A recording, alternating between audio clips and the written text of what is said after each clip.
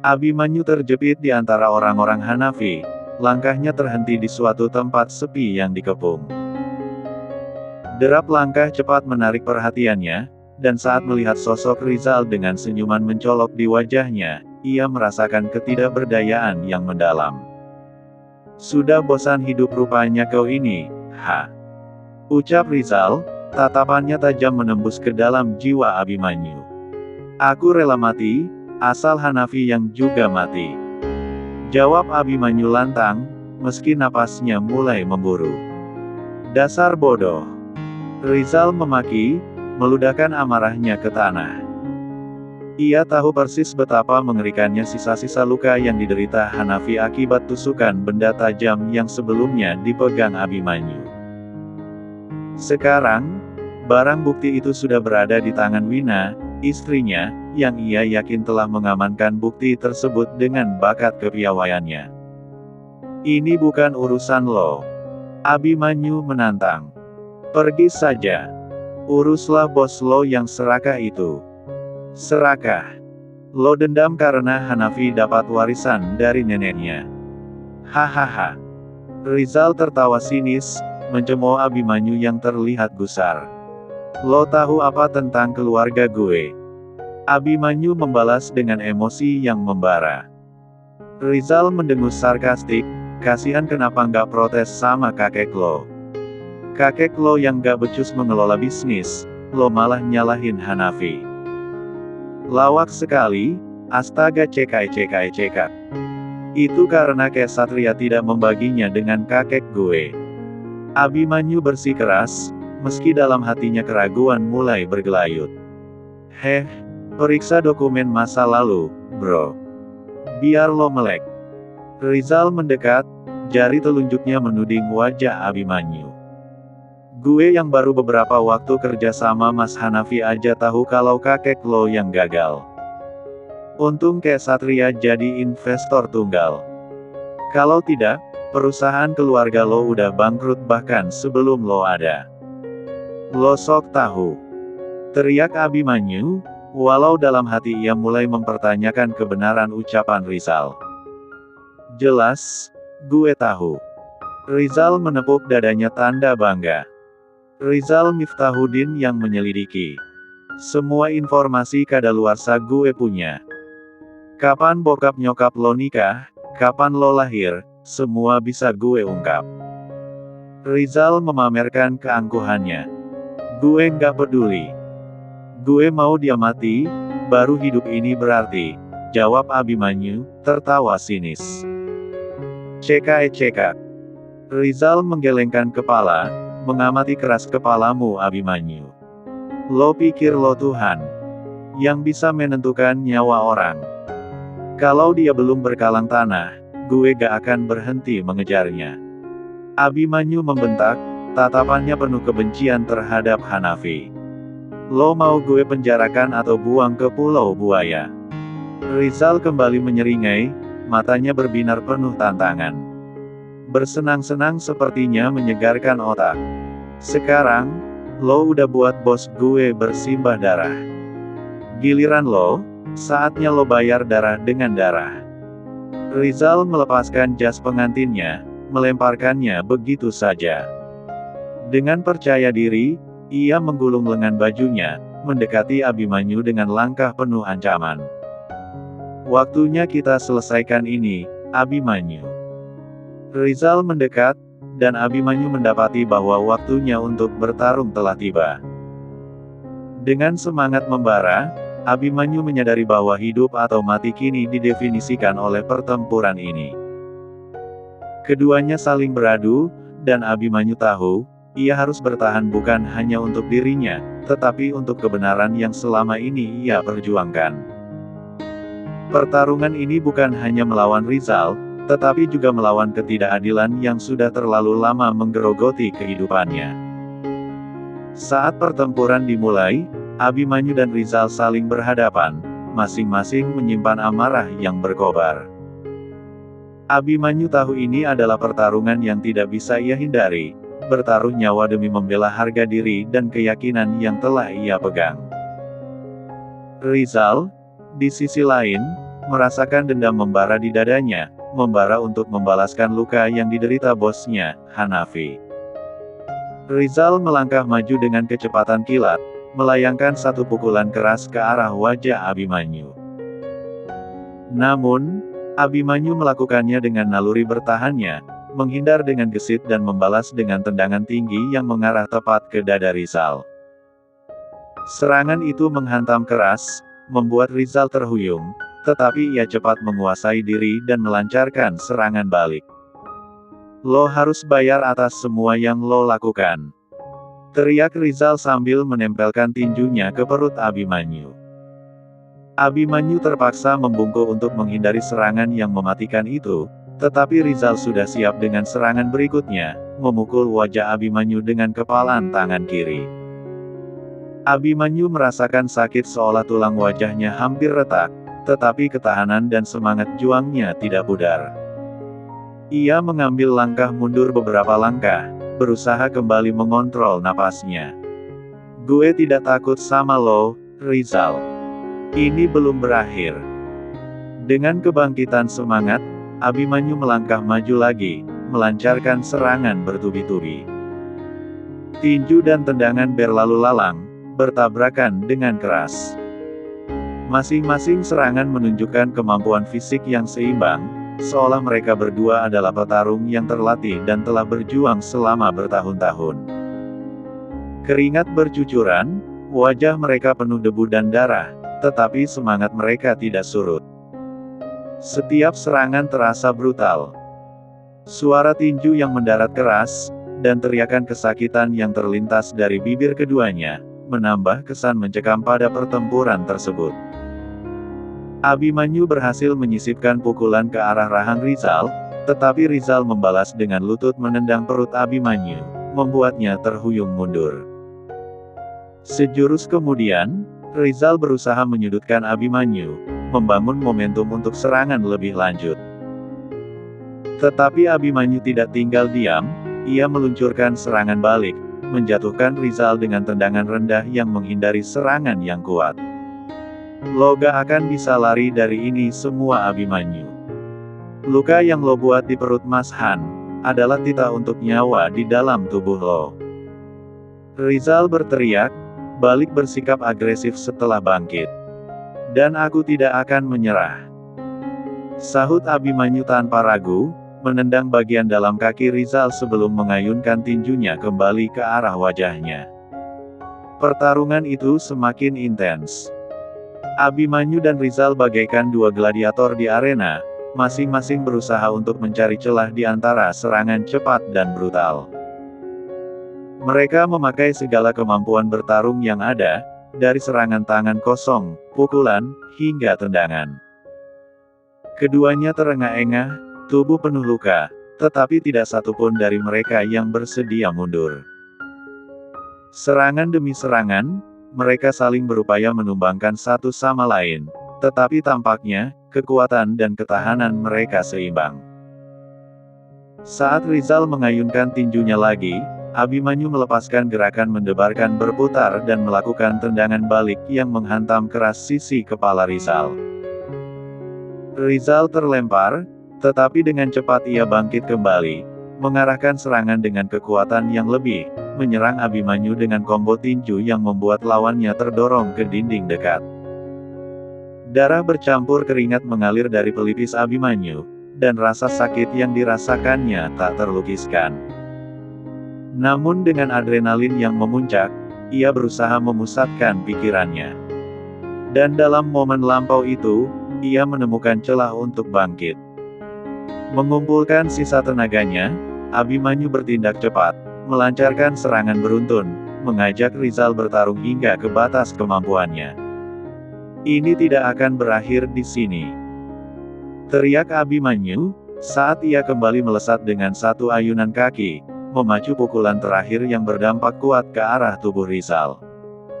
Rizal berusaha menghindar, tetapi telat.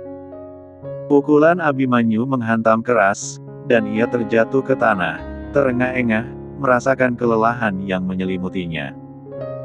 Beberapa pengawalnya hendak maju untuk membantu. Tapi tangan Rizal terangkat, tanda larangan.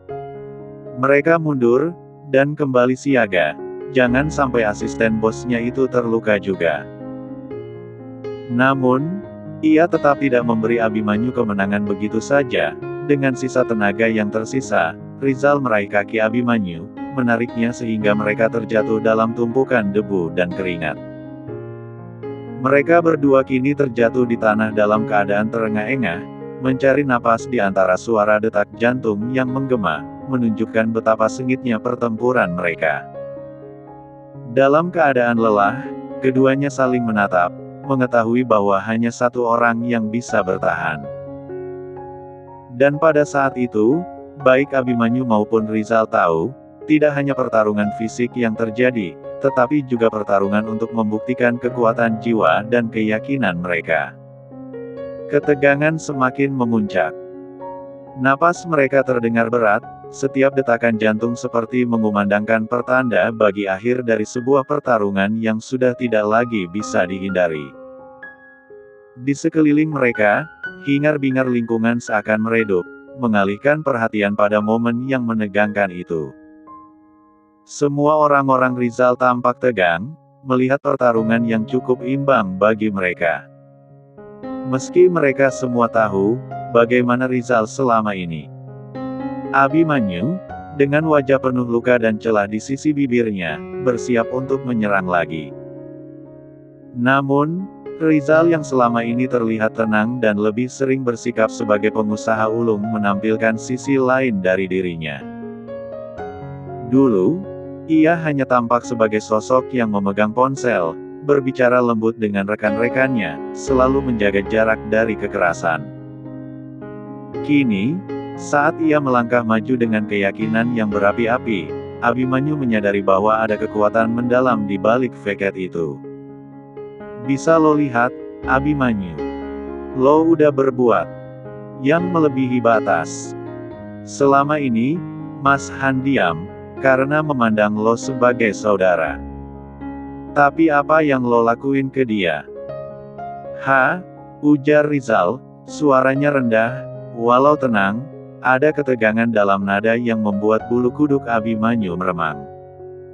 Lo telah melukai orang yang gue hormati, dan itu saudara lo sendiri.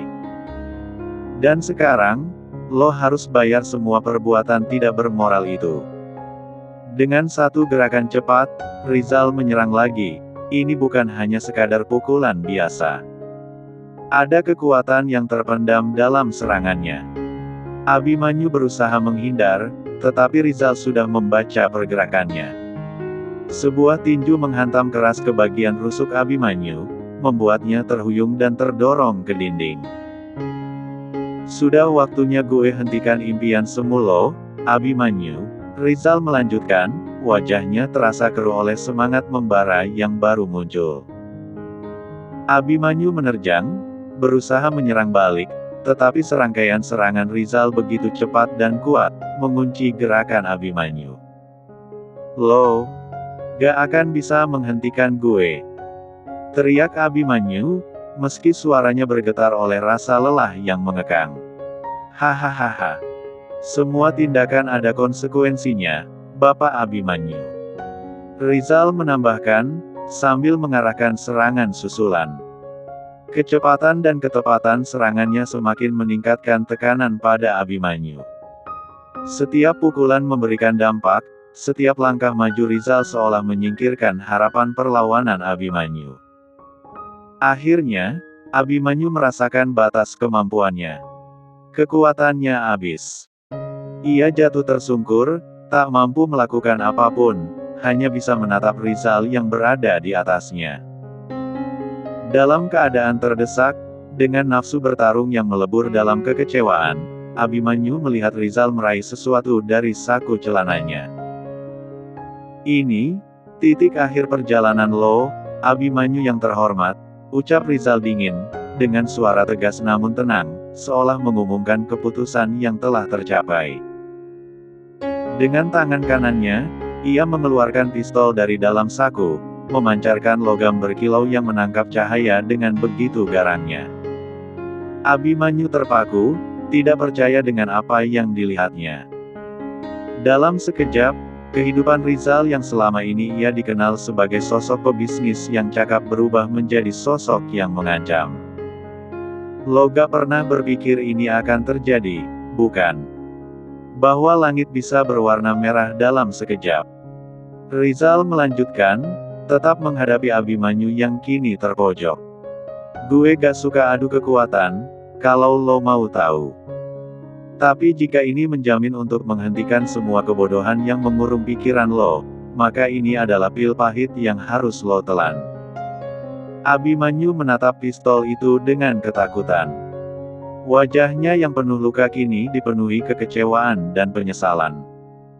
Ia menyadari bahwa ada sisi lain dari Rizal yang tak pernah ia perkirakan, sisi yang berbahaya, yang berani melangkah hingga batas akhir.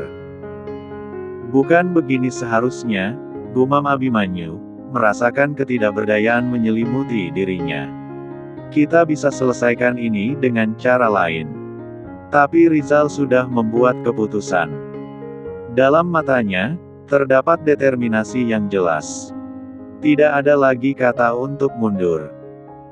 Pada saat itu, dunia terasa berputar, terhenti di antara kegelapan dan cahaya, menunggu keputusan akhir yang akan menentukan nasib mereka berdua. Suasana di sekitar mereka masih dipenuhi ketegangan yang mencengkram, ketika Rizal menyeringai, menampilkan senyum yang bukan tanda ramah. Ada kejeniusan dan kehampaan dalam bibirnya, seolah ia sudah merencanakan setiap sudut pergerakan sebelumnya. Dalam satu gerakan cepat, Rizal melayangkan tangan kanannya ke arah Abimanyu, mengunci lengan lawan dan memaksanya untuk terjatuh kembali ke tanah. Anak buah Rizal, yang selalu siap sedia dan terlatih, bergerak cepat.